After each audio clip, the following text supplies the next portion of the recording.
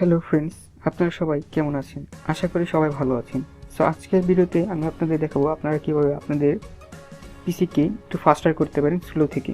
তো চলুন কথা বলে শুরু করা যাক। সো 1 নম্বর আমাদের যেটা করতে হবে, সবার আগে আমাদের আননেসেসারি সবগুলো ফাইল ডিলিট করতে হবে। সেটা করার জন্য আমাদের রান কমান্ড ওপেন করতে হবে। রান কমান্ড ওপেন করার জন্য আমরা রান লিখেও ওপেন করতে পারি বা উইন্ডোজ প্লাস আর ক্লিক করলেও ওপেন করতে পারি। সো আপনারা যেটা করেন সেটা আপনাদের ইচ্ছা। কমান্ড বার ওপেন করার পরে আপনার লিখতে হবে %team% লেখার পরে একটি ফোল্ডার ওপেন হবে এবং ফোল্ডারের সকল ফাইলগুলো ডিলিট করতে হবে, সবগুলি temporary file. Do this all and স্কিপে ক্লিক করবেন, সবগুলো স্কিপ করার জন্য, যেগুলো ডিলিট হবে না। আবার স্কিপ ক্লিক করবেন। তারপর আমাদের আবার কমান্ড বার ওপেন করি, তাতে শুধু টেম্প লিখতে হবে এবং লেখার পরে ওকে প্রেস করতে হবে। ওকে প্রেস করার সাথে সাথে আরেকটি ফোল্ডার ওপেন হবে এবং এই ফোল্ডারেরও সকল ফোল্ডার ডিলিট করতে হবে। স্কিপ করবেন, যেগুলো ডিলিট হবে না। বারবার না করে থেকে ডু দিস করে স্কিপ করবেন। তারপর আমাদের আবার রান কমান্ডটি কি প্রিফেচ লিখতে হবে, PREFETCH লিখে প্রেস করতে হবে এবং এই ফোল্ডারেরও সকল ডাটা ডিলিট করতে হবে এবং ফাইলটি ক্লোজ করতে হবে। সো 2 নম্বর আছে এডিট পাওয়ার প্ল্যান এবং এটি ল্যাপটপ ইউজারদের জন্য খুবই একটি ইম্পর্টেন্ট টপিক। সো আমাদের এডিট পাওয়ার প্ল্যান ওপেন করার জন্য সার্চ বারে এডিট পাওয়ার প্ল্যান লিখে সার্চ করতে হবে। এই যে আপনারা দেখতে পাচ্ছেন এখানে এডিট পাওয়ার প্ল্যান চলে আসছে। সো ওপেন করার পরে আমরা এখানে মাঝখানে দেখতে পাবো যে পাওয়ার অপশন। ক্লিক করার সাথে সাথে আপনারা দেখতে পাচ্ছেন যে 4টি বা অনেকগুলো থাকতে পারে, 2টা 3টাও থাকতে পারে। আপনাদের যদি পাওয়ার সেভারের মোড থাকে তাহলে আপনারা হাই পারফরমেন্স দিয়ে রাখবেন। বেশিরভাগ ক্ষেত্রে ল্যাপটপ ইউজারদের পাওয়ার সেভিং মোডে দেওয়া থাকে, যার কারণে তাদের পারফরমেন্স একটু রিডিউস করা থাকে। সো আপনারা পারফরমেন্স বেটার পাওয়ার জন্য হাই পারফরমেন্সে দিয়ে রাখতে পারেন বা ব্যালেন্সও দিয়ে রাখতে পারেন। কিন্তু হাই পারফরমেন্সে দিলে আপনাদের ব্যাটারি ড্রেন তাড়াতাড়ি হতে পারে এবং ব্যাটারি লো হয়ে যাবে তাড়াতাড়ি। সো আপনারা ব্যালেন্সও দিতে পারেন যারা ল্যাপটপ ইউজার। পিসি ইউজারদের কোনো সমস্যা হবে না হাই পারফরমেন্সে, কারণ এটা আনলিমিটেড পাওয়ার সোর্স তাদের। সো আশা করি বুঝতে পারছেন। সো 3 নম্বরে যেটা আছে ডিসেবল আনওয়ান্টেড স্টার্টআপ অ্যাপস এবং আনওয়ান্টেড আনইনস্টল অ্যাপস। সো সর্বপ্রথম আমাদের টাস্কবার ওপেন করব। টাস্কবার ওপেন করার জন্য সর্বপ্রথম সার্চ বারে গিয়ে টাস্ক লিখে ওপেন করতে পারি বা Ctrl+Shift+Escape ক্লিক করে ওপেন করতে পারি। সো আপনারা 4 নম্বরে দেখতে পাচ্ছেন স্টার্টআপ এবং এর মধ্যেই আছে এই স্টার্টআপ অপশনগুলো, যেগুলো আপনারা ডিসেবল করতে পারবেন। এগুলো পিসি অন করার সাথে সাথে ওপেন হয় ব্যাকগ্রাউন্ডে, যার কারণে পিসির উপরে হাই ইম্প্যাক্ট পড়ে এবং পিসি স্লো হয়ে যায় স্টার্টআপ হওয়ার পর সাথে সাথে। এবং এগুলো ডিসেবল করলে পিসিটা একটু ফাস্টার কাজ করবে। সো এখানে দেখতে পাচ্ছেন রাইট ক্লিক করে আমি এখানে ডিসেবল করে দিচ্ছি। যেগুলো হাই লেখা থাকবে আপনারা শুধু ওগুলোকে ডিসেবল করে দেবেন, যেগুলো আপনাদের যে অ্যাপসগুলো আপনাদের আর কি লাগে না। সো ডিসেবল করে ক্লোজ করে দেবেন। এরপরে হচ্ছে আমাদের আনওয়ান্টেড অ্যাপস আনইনস্টল করতে হবে, মানে যে অ্যাপসগুলো আমাদের লাগবে না সেগুলো। সো আনইনস্টল করার জন্য আমাদের সর্বপ্রথম কন্ট্রোল প্যানেলে যেতে হবে এবং প্রোগ্রাম অ্যান্ড ফিচারে ক্লিক করতে হবে। সো এখানে আপনার ক্লিক করার সাথে সাথে দেখতে পাচ্ছেন আমার যতগুলো ইনস্টল করা প্রোগ্রাম আছে সব এখানে দেখাচ্ছে। সো এখান থেকে আপনার যে অ্যাপসগুলো লাগে না সেগুলো ডিলিট করতে পারেন।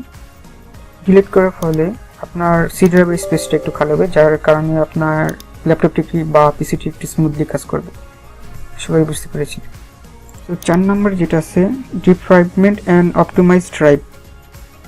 আমাদের defragment and optimize drive open করার জন্য সার্চ বারে গিয়ে ডিফ্র্যাগমেন্ট অ্যান্ড অপটিমাইজ ড্রাইভ লিখলে চলে আসবে এবং আমাদের সেটি ওপেন করতে হবে। তো এইখানে আপনারা দেখতে পাচ্ছেন চলে আসছে, এটাকে ওপেন করলাম। ওপেন করি।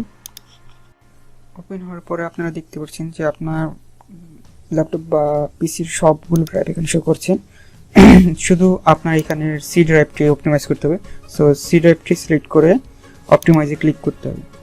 সো আপনারা দেখছেন এখানে প্রসেস চলছে। আমার এসএসডি দেখে খুব তাড়াতাড়ি হয়ে গেছে ফাস্টলি। সো আপনাদের হার্ড ড্রাইভ হলে একটু লেট হতে পারে। সো আশা করি বুঝতে পারছেন। তো 5 নম্বরে যে অপশনটি আছে সেটি হচ্ছে রেজিস্ট্রি ট্রিক। তো এই অপশনটি জাস্ট অ্যানিমেশন এবং মাউস ক্লিক বা মুভমেন্টগুলো একটু ফাস্ট করে দিবে। সো এটা করার জন্য আপনাদের প্রথমে রান কমান্ড বার ওপেন করতে হবে। সো রান কমান্ড বার ওপেন করতে হলে উইন্ডোজ প্লাস আর ক্লিক করতে হবে এবং সেখানে ms config লিখতে হবে। ms config লিখে ওকে ক্লিক করতে হবে। সো আপনারা দেখতে পাচ্ছেন যে এইখানে সার্ভিস আছে। সো সার্ভিসে ক্লিক করে এই হাইড অল মাইক্রোসফট সার্ভিস এটাতে ক্লিক করে ওকে দিতে হবে। সো এটা দেওয়ার কারণ হচ্ছে যেই 5 নম্বরের অপশনটি আছে ওইটা করার আগে এটা করে নিলাম, কারণ আমরা যাতে অন্য কোনো উইন্ডোজের ফাইল না ডিলিট করে ফেলি। সো ওইটা তার জন্য করা, যাতে আমরা না দেখতে পাই। সো তারপরে আবার রান কমান্ড বার ওপেন করতে হবে এবং সেখানে রেজিট লিখতে হবে, REGEDIT লেখার পরে ওকে ক্লিক করার সাথে সাথে দেখতে পাচ্ছেন যে এটা ওপেন হয়েছে।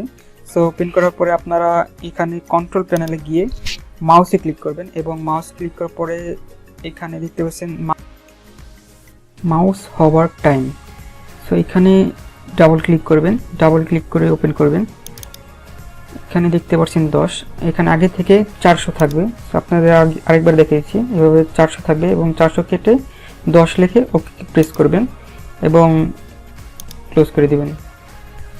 তারপর আমাদের ডেস্কটপে ক্লিক করতে হবে এবং ডেস্কটপে ক্লিক করার পরে এখানে দেখতে পারবেন যে মেনু শো ডিলে, তার মধ্যে ডাবল ক্লিক করে ওপেন করবেন এবং ওপেন করার সাথে সাথে এখানে 400 দেখতে পারবেন। 400 কেটে আপনারা এখানে 10 দিয়ে ওকে প্রেস করে দেবেন এবং প্রোগ্রামটি ক্লোজ করে দেবেন।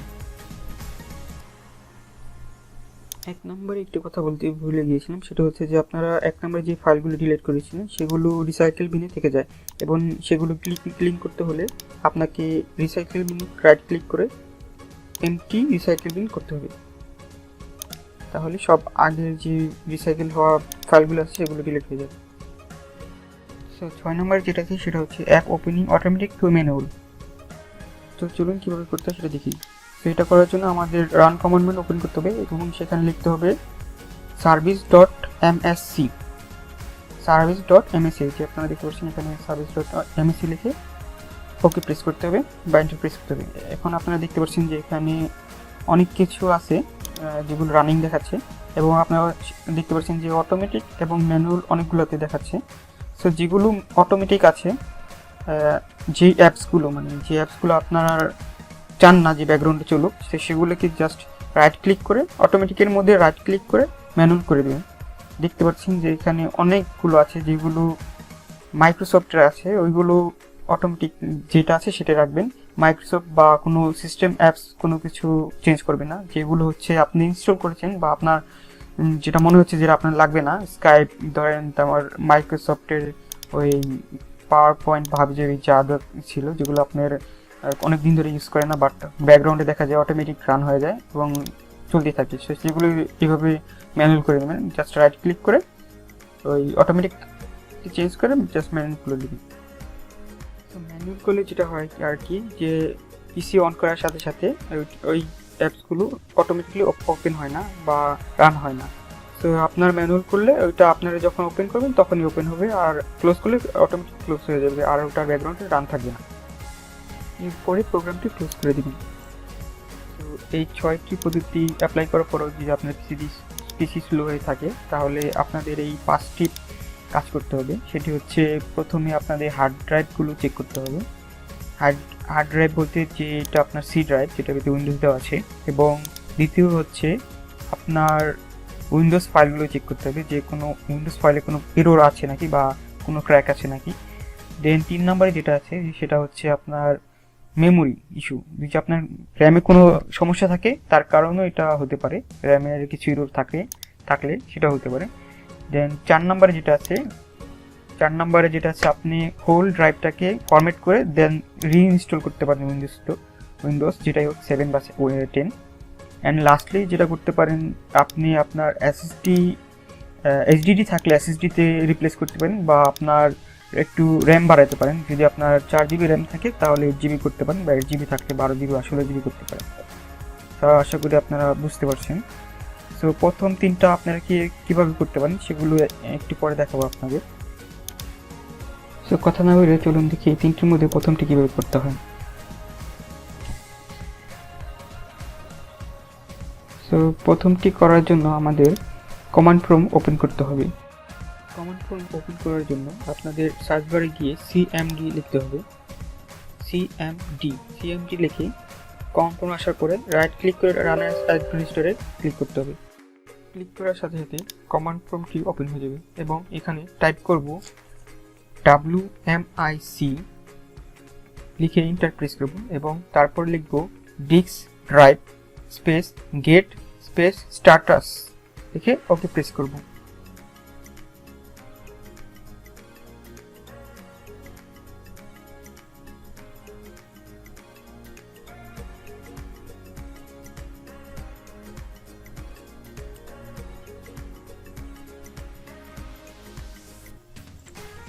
তো আপনারা দেখতে পাচ্ছেন যে আমার ড্রাইভটি ফুললি ভালো আছে এবং স্ট্যাটাসে ওকে আসছে। ওকে আসার কারণ হচ্ছে আমি এসএসডি এবং এইচডিডি দুটা ইউজ করি, যার কারণে দুটি ওকে আসছে। আপনার আরও বেশি থাকলে আরও বেশি ওকে থাকতে পারে, বা ইরোড দেখাতে পারে যদি কোনো ফল্টি হার্ড ড্রাইভ থাকে। আপনি চাইলে প্রত্যেকটি হার্ড ড্রাইভ আলাদাভাবেও চেক করতে পারেন। সো সেটা করার জন্য আপনাকে এই পর লিখতে পারেন CHKDSK স্পেস যেই ড্রাইভটি চেক করতে চান সেটা লিখে, আমার ক্ষেত্রে ডি ড্রাইভটি লিখতে চাই, তার জন্য ডি কলম স্পেস /F লিখে ইন্টারপ্রেস করব।